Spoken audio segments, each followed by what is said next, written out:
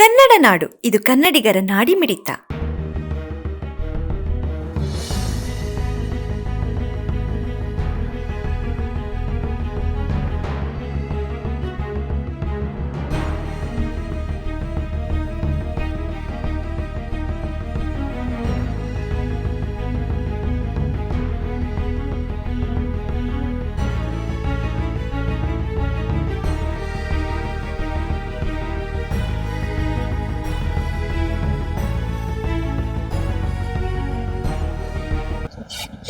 ಈ ದಿನ ಸುಮಾರು 12:30 ಸುಮಾರಿನಲ್ಲಿ ಈ ತಾಯಿ ಹುಲಿಗೆಮ್ಮನ ದರ್ಶನಕ್ಕಾಗಿ ಈ ಪ್ರಮುಖವಾಗಿ ಕೂಡ್ಲಿಗಿ ಮತ್ತೆ ಅದರ ಸರೌಂಡಿಂಗ್ ವಿಲೇಜಸ್ ಇಂದ ಒಂದು ಟ್ರ್ಯಾಕ್ಟರ್ ಒಂದರಲ್ಲಿ ಗ್ರಾಮಾಂತರ ಪ್ರದೇಶದಿಂದ ಭಕ್ತಾದಿಗಳು ಸುಮಾರು 19 ಜನ ಭಕ್ತಾದಿಗಳು ಒಂದು ಟ್ರ್ಯಾಕ್ಟರ್ನಲ್ಲಿ ಹುಲಿಗೆಗೆ ಅಂತ ಹೊರಟಿದ್ದಾರೆ.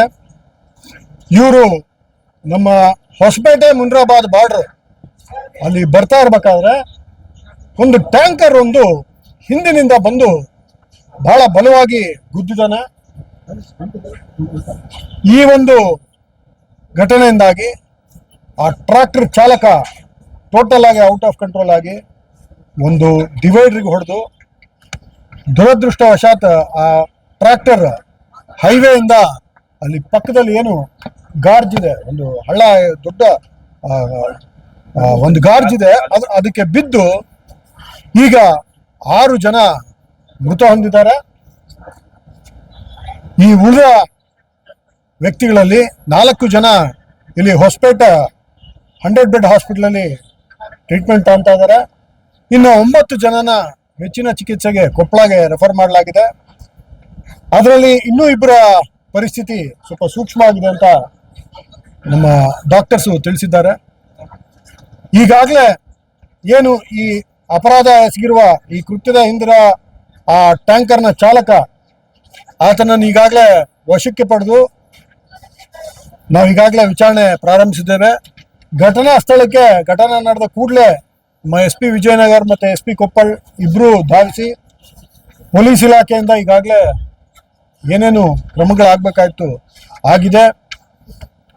ಹೈವೇನಲ್ಲಿ ರಸ್ತೆ ಸುರಕ್ಷತೆ ಬಗ್ಗೆ ನಾವು ಈಗಾಗಲೇ ಬಹಳಷ್ಟು ಕ್ರಮಗಳನ್ನ, ಇನ್ಫ್ಯಾಕ್ಟ್ ನಮ್ಮ SP ವಿಜಯನಗರ್ ಅವರು ಒಂದು 6 ತಿಂಗಳಿಂದ ಎಲ್ಲ ಸ್ಟೇಕ್ ಹೋಲ್ಡರ್ ಕನ್ಸಲ್ಟೇಷನ್ ಅಂತ ಒಂದು ಮಾಡಿದ್ದಾರೆ.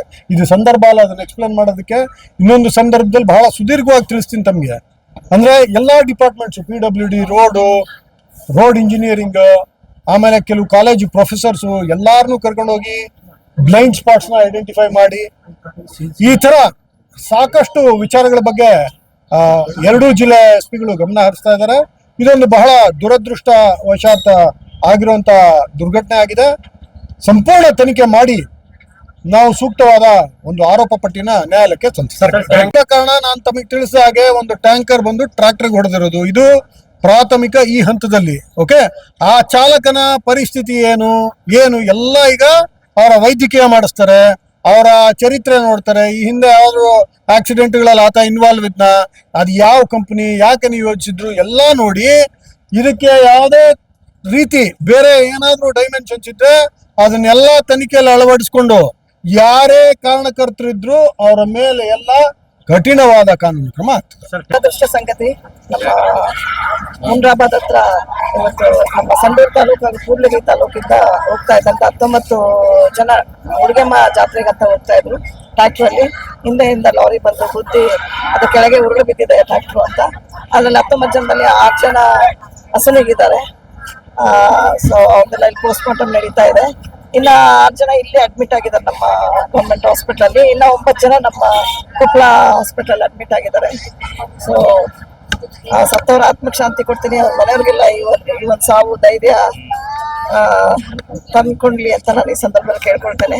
ಮುಂದಿನ ಕ್ರಮ ಏನಿದೆ ಅಂತ ನೋಡ್ತೀವಿ. ಆಮೇಲೆ MP ಅವರು ಸ್ಥಳಕ್ಕೆ ಬಂದಿದ್ರು. ಸೊ MP ತುಕಾರಾಮ್ ಅವರು CM ಅವ್ರಿಗೆ ಮಾತಾಡಿದ್ದಾರೆ.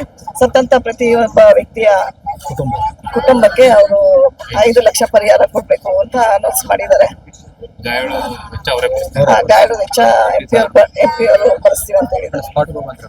ನಾನು ಸ್ಪಾಟ್ಗೆ ಇನ್ನೂ ಹೋಗಿಲ್ಲ. ನಮ್ದು VC ಇತ್ತು, election VC. So VC attend ಮಾಡ್ತಿದ್ದೆ. ಈಗ ತಕ್ಷಣ ಗೊತ್ತಾದ ತಕ್ಷಣ ನಾನು ಇಲ್ಲಿ ಬಂದೆ. ಸೊ ಈಗ ನಾನು ಕೊಪ್ಪಳಕ್ಕೂ ಹೋಗ್ತೀನಿ. ಓಕೆ, ಇಲ್ಲೂ ಹೋಗಿ ನೋಡ್ಕೊಂಡು ಬರ್ತೀನಿ. ಸಮಗ್ರ ಸುದ್ದಿಗಳಿಗಾಗಿ ತಪ್ಪದೆ ನೋಡಿ ಕನ್ನಡ ನಾಡು ವಾಹಿನಿ. ಸಬ್ಸ್ಕ್ರೈಬ್ ಮಾಡಿಕೊಳ್ಳಲು ಕೂಡಲೇ ಪಕ್ಕದಲ್ಲಿ ಕಾಣುವ ಬೆಲ್ ಐಕಾನ್ ಕ್ಲಿಕ್ ಮಾಡಿ ನೋಟಿಫಿಕೇಶನ್ ಪಡೆಯಿರಿ.